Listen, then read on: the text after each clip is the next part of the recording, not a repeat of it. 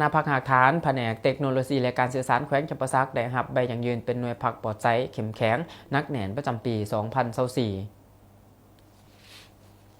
พิธีมอบรับใบอย่างยืนของ4หน่วยพักที่ขึ้นกับคณะพักหากฐานแผนกเทคโนโลยีและการสื่อสารแขวงเป็นหน่วยพักปลอดภัยเข้มแข็งนักแหน่นประจำปี 2024 ก็คือหน่วยพักแผนกเทคโนโลยีและการสื่อสารแขวงหน่วยพักบริษัทลาวโทรคมมนาคมมหาชนแขวงหน่วยพักบริษัทรัฐวิสาหกิจไปรษณีย์ลาวจำกัดและหน่วยพักบริษัท ETL จำกัดสาขาแขวงจำปาสักพิธีมอบรับได้จัดขึ้นในวันที่15 พฤษภาคมที่แผนกเทคโนโลยีและการสื่อสารแขวง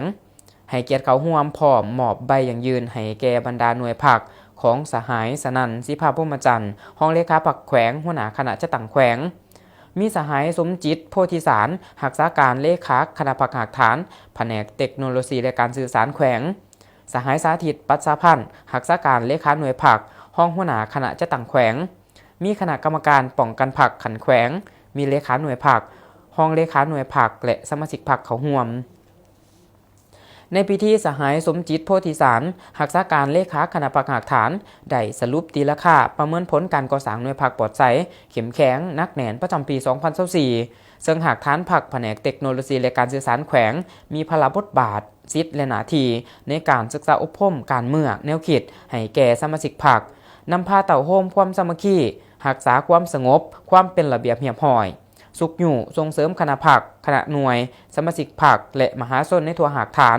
จัดตั้งปฏิบัติพระบทบาทอย่างถูกต้องยึดมั่นและปฏิบัติอย่างเข้มงวดตามหาหลักการ3ทิศนำในการก่อสร้างและปรับปรุงระบบการจัดตั้งผัก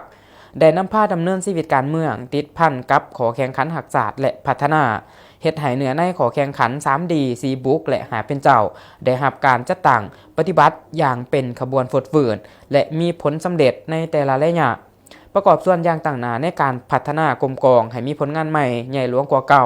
มีความก้าวหน้าอย่างบ่หยุดยั้งซึ่งคณะพักหากฐานแผนกเทคโนโลยีและการสื่อสารแขวงประกอบมีคณะพักหากฐาน5สหายยิง2สหายมีสมาชิกพรรคทั้งหมดทั่วหากฐาน57สหายยิง23สหายสมาชิกพรรคสำห้อง2สหายยิง2สหาย